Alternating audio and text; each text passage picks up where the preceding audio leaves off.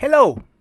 In a previous video regarding the evolution of the armies of antiquity, we first observed the enormous sophistication reached by the armed forces of Sumer, the first known state in our history.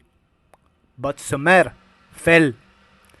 The state and her armies destroyed, and her population absorbed by other groups. In fact, many other states had already risen in the Near East. And now, from the point of view of military history, I want to talk about the military forces of ancient Egypt. The history of Egypt begins somewhere in the 6th millennia BC, when hunter-gatherers settled along the river Nile. They mark that fertile, grain-producing territory as their own, and in time, a government appeared, and from that moment on, until the last stages of the Old Kingdom, their armed forces were built around the militiamen. In times of war, a levy was called to the population of a given region. Available adult men called to arms arrived to the rendezvous point, bringing their weapons, and then they were sent to fight. By the later stages of the Old Kingdom, density of population had reached such levels that they could create armies with tens of thousands. By that time also, the Egyptian rulers had a small standing army, a very small force compared to the large militia groups called to arms. However, the king's army stood permanently in service, even in times of peace, while the militia was disbanded as soon as a war ended. Now, for a long time, the Egyptians followed an isolation policy.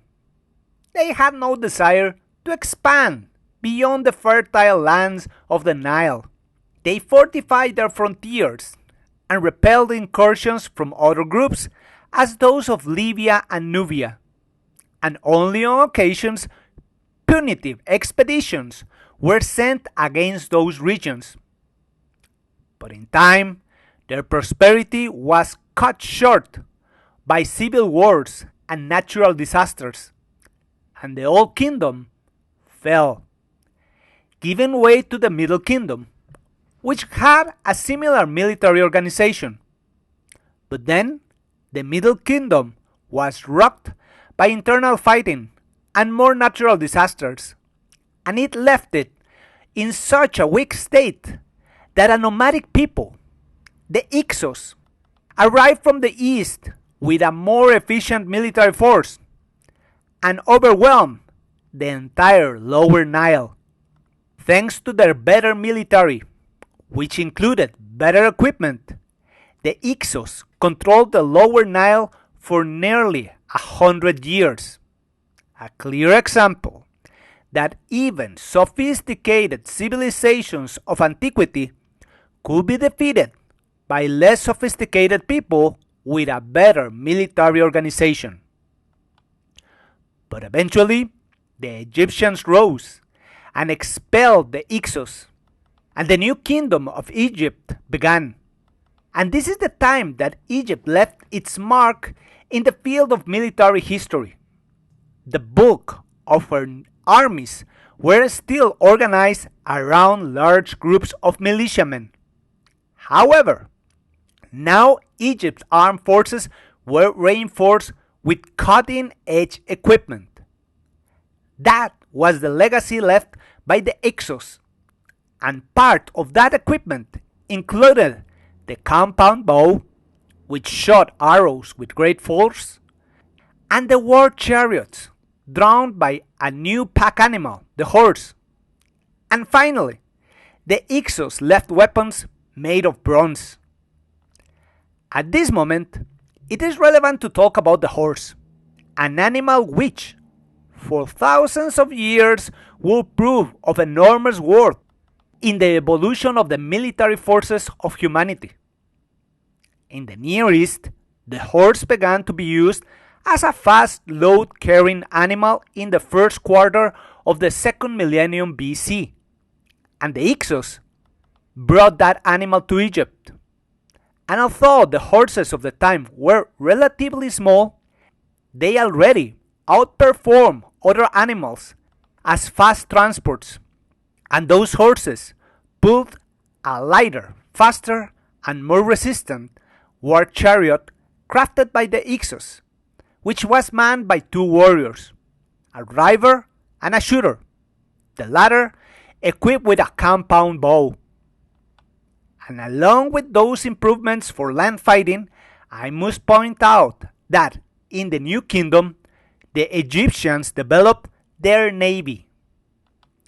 From the simple canoes of the distant past, by the year 2000 BC, King Minos of Crete had assembled a large fleet of war galleys to defend his island against pirates, and then he used that same fleet to subjugate numerous islands in the Aegean Sea. We do not know if any naval battles took place during that period. But time passed by, and, far from Crete, Pharaoh Ramses III gathered a huge armada of galleys, which fought the first great naval battle known to history.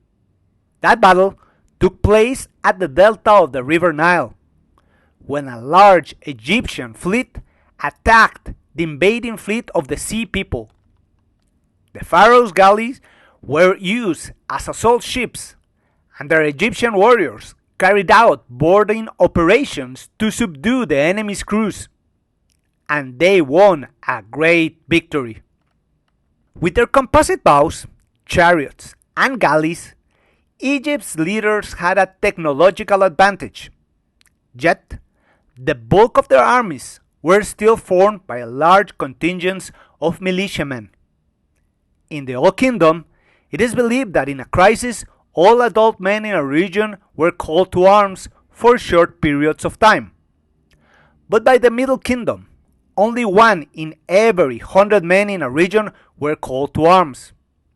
But in a great emergency, such as that when they fought against the Sea People, 1 in every 10 were called. Of the militiamen, those called to arms could be called to be part of the heavy or light infantry.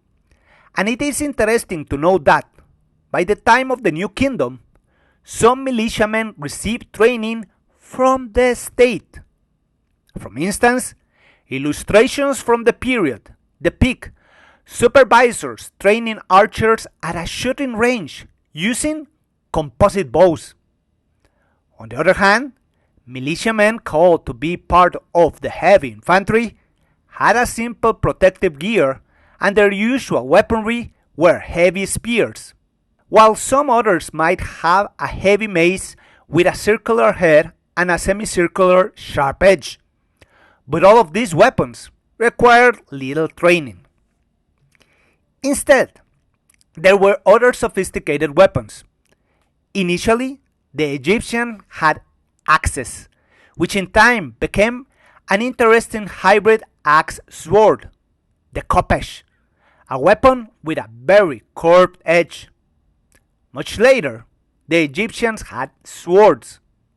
And the interesting thing about these weapons is that their use required training, which went beyond that which was received by the militiamen. And that is the other mark left by the Egyptians in military history: the use of specialists, professional warriors paid by the state who joined the Egyptian standing army. How these professionals would be in constant training, and in some cases, there were even warriors of non-Egyptian origin, and this, since they were non-Egyptians, these should be considered mercenaries. Since the Old Kingdom, the Egyptians hired Medjay, warriors from Nubia, who were used as light infantry.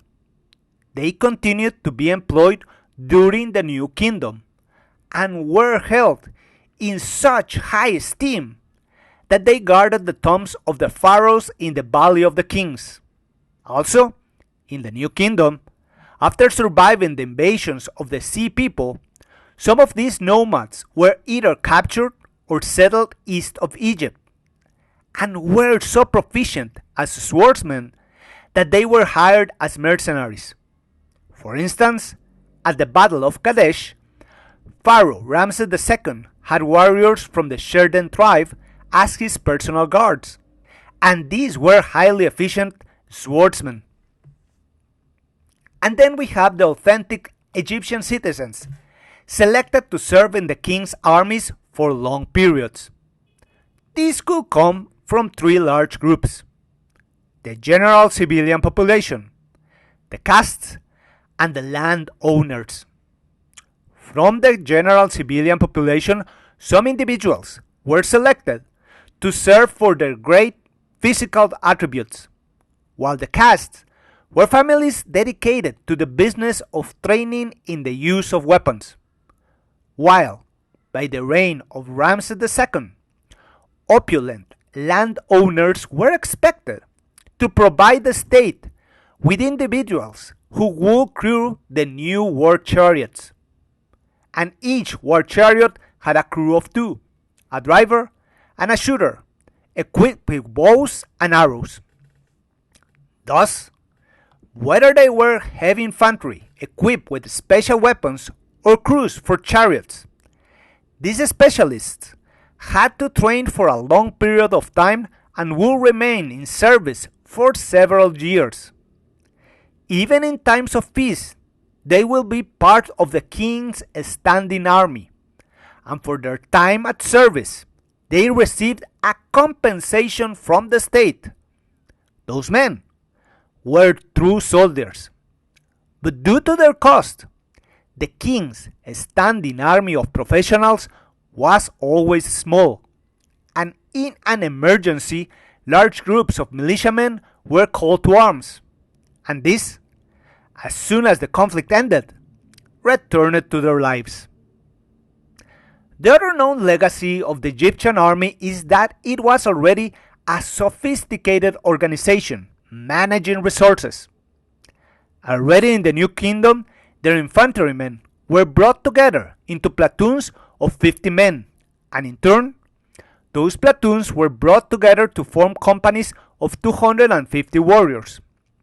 That organization had already been learned during the great projects of construction of the Old Kingdom.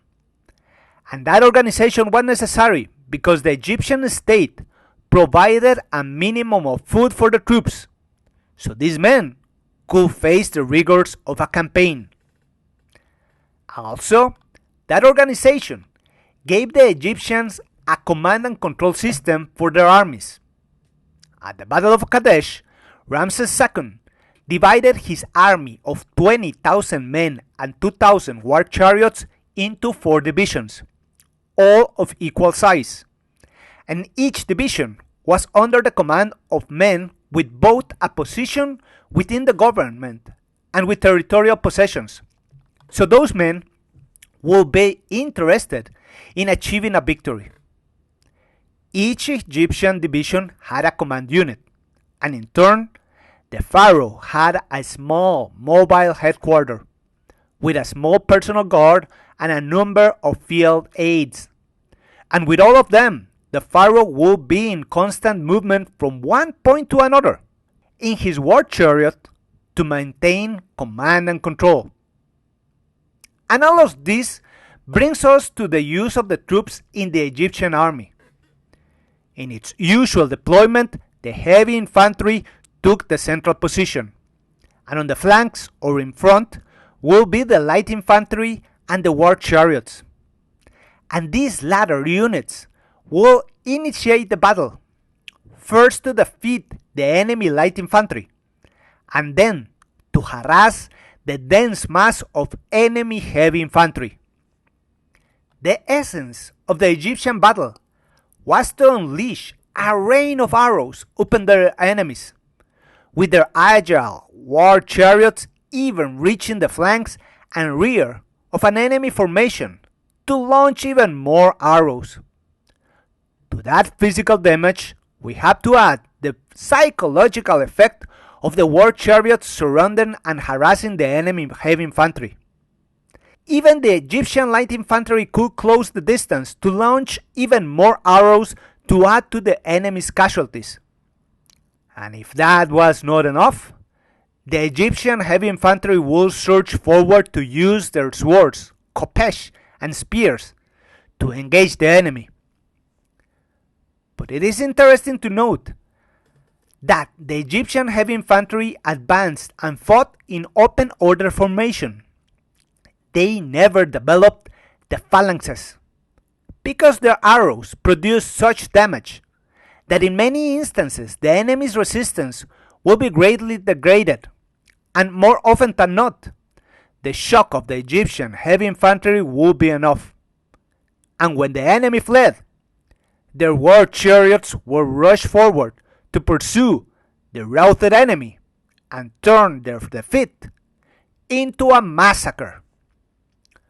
For hundreds of years, ancient Egypt's armed forces properly protected the state, but the periods of prosperity of the New Kingdom were followed by periods of crisis, in particular, civil wars and natural disasters, which left Egypt vulnerable, and it began to give ground against enemies such as the Hittites and the Assyrians, until at one point its armed forces were defeated and Egypt fell under the control of different groups: the Nubians, the Persians, the Macedonians, and finally the Romans in 31 BC. And the Romans turned Egypt into another province of Rome. And from that moment on, in the ancient world, Egypt was never again a free state. Well, as a conclusion, by the New Kingdom, the Egyptians learned the enormous advantage of having cutting-edge equipment, along with properly trained personnel. Compound bows were their artillery, and with that artillery, for a long time, they practically won their battles, with their heavy infantry moving forward just to mop up. For that reason, they had no necessity to develop the sophisticated phalanxes that appear in other armed forces of other states in antiquity. And to keep their technological edge, the Egyptian state used a lot of resources, and they found the great advantage of centralized production. As an example, the Egyptian war chariots were extremely complex, requiring special materials and proper craftsmanship. So they built specialized facilities where war chariots, composite bows, and war galleys were produced. And for a time, that was more than enough. In the New Kingdom, technology, training, and organization were their keys to victory. But also, in time, Egypt was defeated and their armies destroyed. Well, I hope that you liked this video, and if you did, please give it a like or join my channel. That is of great help. Also, I have a Patreon page where you can also support me, and in that channel, I have opened a small store where you can buy PNGs of art pieces that I will be producing and selling here in my country, Guatemala. Regards, Victor Aguilar-Chang.